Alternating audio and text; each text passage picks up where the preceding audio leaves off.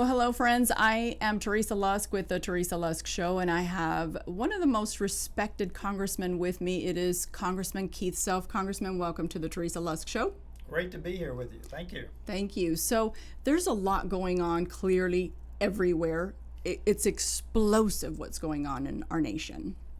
And I want to start, first of all, with what's going on regarding the border immigration, especially as we are approaching the 2024 election. Can you talk to us about that? Give us some updates so that we can understand it from your view. Well, the border situation has become so complex.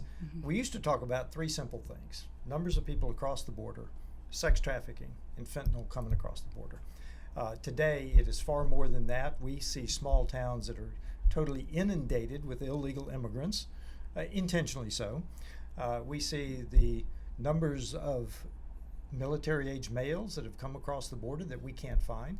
We've seen the numbers of unidentified children who have simply been lost across the United States. We've seen the criminal acts increasing by illegal immigrants. So this is a very complex problem now. There is a simple answer: close the border.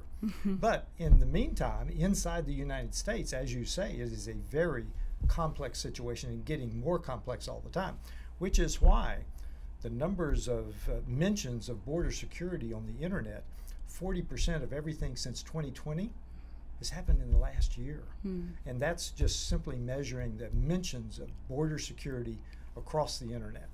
Every time I see Vice President Harris talk about the border and other Democrats, their solution is typically just pass a solution. Is there something that's going on that Americans don't know about? That because you hear two stories from the left and then the right, and I'm thinking we need somebody to explain this a little bit more. Could they not have just taken control over that and done something about it? Well, they've been in office for almost 4 years now. Of course they could have. Sure. But you have to look back at the 94 executive actions, executive orders that President Biden overturned in his first 100 days in office that President Trump had put in place. And there were some significant overturns. Remain in Mexico, one of the primary successful programs. So just look at what they've done in the first 100 days of their administration, and you see a lot of the problem. That's what opened the floodgates to what we see today. So what I hear you saying is there are really solutions that they had at their disposal and have chosen not to utilize them and apply them. They have solutions that were working, that were actually working under President Trump. Yes, they should not have revoked them. They should have kept them in place, and we wouldn't have this problem. But what that tells you, this is an intentional policy of the Biden-Harris administration. The policy of the United States today is an open border.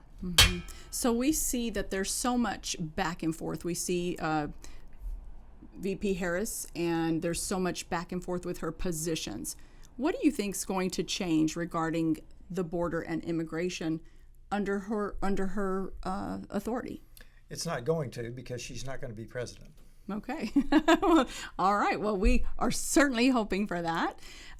Also, what are your thoughts on what is going on right now with all the influx of the Haitian issues? They were saying this is not true. Do you have any thoughts on that? I mean, can you speak to those things? Because there's a lot of people who have said this is racism if you believe in some of the reports that are being reported out there. Are there anything that's factual to that? Cubans, Haitians, Venezuelans are being flown directly into the interior of the United States. Again, it's a U.S. policy. This is what they are doing. And this is their, to use their term, misinformation. They're trying to convince the American people that it is not happening. But your eyes tell the truth. In many of our small towns are seeing, they're being overwhelmed with these three people groups: Haitians, Venezuelans, and Cubans. And so all you have to do is look around you and see that she's lying. Okay. There are quite a bit of reports of some of these Venezuelan gangs, even in our area. And but you hear it from the media, and I think a lot of people look at it almost with some suspicion that it's a conservative media, misinformation, disinformation. Are there reports in our area that state, yes, we have some gang activity, some Venezuelan gang activity? Absolutely. All you have to do is look at the police reports. We have TDA activity in the Dallas-Fort Worth area. And in fact, we've seen it in many areas across the states. Very violent gang. I have heard reports that they put MS-13 to shame with their brutality. That's quite a statement. Yes, it is. I'm so thankful to hear you give the sources of where they can find this, because I think that's one of the things that, as we approach the 2024 election, Congressman, I think it's so important that people start doing research. I'm a strong conservative, but even when I hear something on the conservative news, guess what? I want to do my research. And I am imploring people before they go to the voting booth and bring in Harris once again. What would you say to those who are in between? They haven't made up their mind. They're going, I don't know. We're in the middle, haven't decided, and I have spoken to those people. How can they do some good quality research that it's not just coming from a right-wing person? Well, there are sources, but I think you want to compare Harris's old statements with her new pandering statements, because she has flip-flopped on so many issues. I think if you simply do your own research and then put some critical thinking to it, you'll realize that the Biden-Harris administration has been pandering to students on the student loan. They've been pandering to the Muslim voters in Michigan, but then they realized that pandering to them was putting them at odds with the majority of the American people who actually support Israel in their fight against the Iranian proxies. So now they're pandering to the Jewish voters. So just look at that. Look at her votes, her previous statements and votes on fracking. And I could go on and on. So just look at that, and they're out there. You can find them. Sure. One of the things that concerns me is that people have the evidence.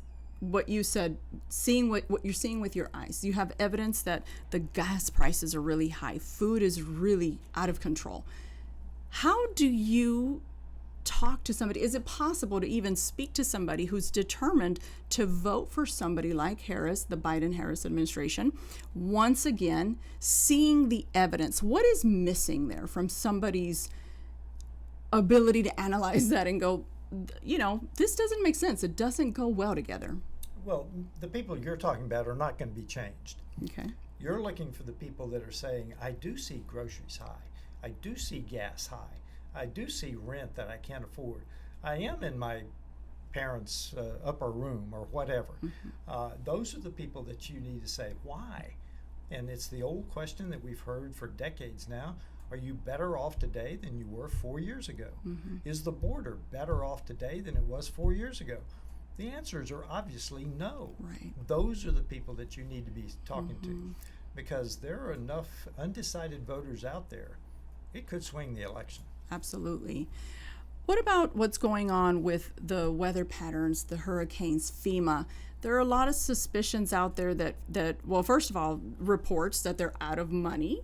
Can you help clarify that? Because I know that we get a lot of information from many outlets. What's really going on? Is FEMA trying to help? Is the federal government pretending that they can't hear a thing? What's going on with that? Well, first of all, when Pelosi was still the Speaker of the House back in 2022, they did indeed give $1 billion to FEMA for something called the It's okay. Yeah, we can come back to it. In the Shelters and Services Program. Okay. They did indeed put $1 billion into that program. Well, that $1 billion came from somewhere. Obviously, the rest of the FEMA program. The Speaker of the House just told us that the bill that we passed earlier in the year gave them an additional $20 billion. Plus, a watchdog found $7 billion in their accounts. So they have plenty of money. They cannot have spent that money in the few months since they got it. And yes, the $1 billion did go to, and according to their own words, non-citizen migrants. Interesting. Well, that's really unfortunate. We're really concerned about what's going on in America, and it breaks my heart to see what's going on with people in our nation. I'm sure you're watching closely, and I know that you're a voice for those people who, seem to be forgotten, such as even the veterans. I know that you're really big on helping the veterans. Can you tell us a little bit about what's going on with the veterans? And then I want to talk about Israel for a little bit. But definitely, I think in this election, I keep bringing up the election because I think it's so important. We're running out of time. There are people such as veterans who have been left out, forgotten. We're taking care of illegal immigrants. What is going to happen? What do you suppose is going to happen? What good has happened so far for our veterans? Well, we've done a number of programs. We've expanded the number of shelters for homeless veterans, which I think is the biggest one, and that's happened Wonderful. over the last couple of Congresses. Okay. The PACT Act is still new. It's still it's still evolving, and I would encourage veterans, if you have a presumptive condition, which is if you were an Agent Orange in Vietnam, if you're a military firefighter, if you were at the burn pits in the sandbox for the last 20 years, file a PACT Act claim, because that is the biggest increase in veteran services we've seen in decades. Wow. I'm so glad you brought that up. Once again, information that we did not have. Now let's talk about Israel. I think that there's such intensity around the Israel situation. And then, of course, there's so many different things. What are your thoughts on what's going on right now? It's concerning. From what I'm observing, it seems like we're not being as friendly to Israel in so many different ways, but you're right there. So what can you tell those of us Americans who are going, what's going on here? Well, a couple of ways to think about this. First of all, the Biden-Harris administration is not being real friendly to Israel. Okay. And you see that in the Netanyahu-Biden relationship. Yes, they spoke on the phone in the last couple of days, but they have not had a good relationship. And President Biden's administration has been an obstacle to providing weapons as Congress approved it to Israel. Back in the spring, you may remember there was a shipment of 2,000-pound bombs that they held up. Mm-hmm. And they tell you that they were not a weapon to be used in this fight because it's a civilian area. What they don't tell you is the same shipment had the precision guidance systems in it to make those 2,000-pound bombs more precise, which is exactly what they needed. So again, this is the recent change by the Biden-Harris administration in the election months has been to start pandering to the Jewish voters here in America. And first of all, sending about a third of our Navy to the Middle East, and then verbally saying they are in support of Israel.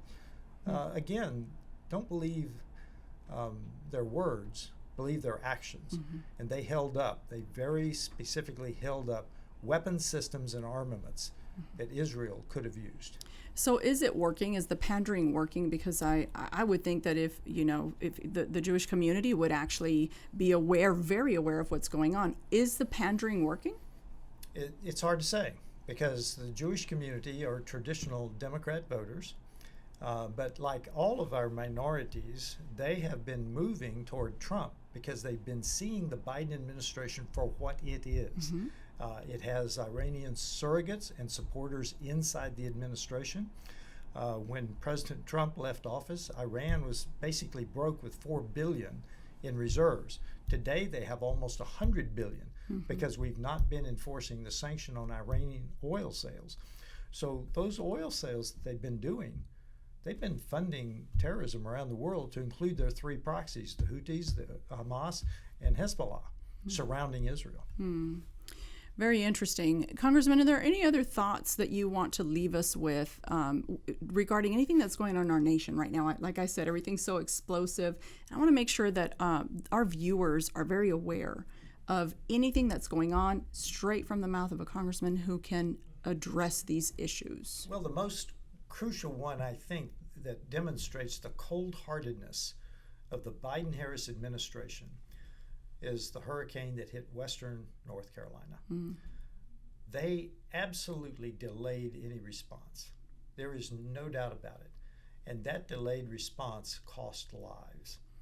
And I think that is the most recent example of the fact that the Biden-Harris administration will do anything with their surrogates to keep Donald Trump out of office. Anything.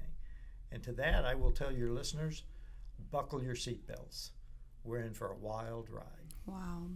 Well, those are pretty concerning, especially as you brought up the name Walz. I immediately got a little concerned. Of course, we've seen the dishonesty and the way that the media has protected both of them. I really do hope that our viewers are paying attention, listening, and they understand this isn't just another, news outlet saying, hey, it's real, you're walking it out, you're there, you're representing the people. And so I thank you so very much for your work, Congressman. I appreciate everything that you're doing. Thank you for being a voice. Thank you for being unapologetic and representing the American people. Thank you. I'm Teresa Lusk, and I can't wait to see you again. God bless.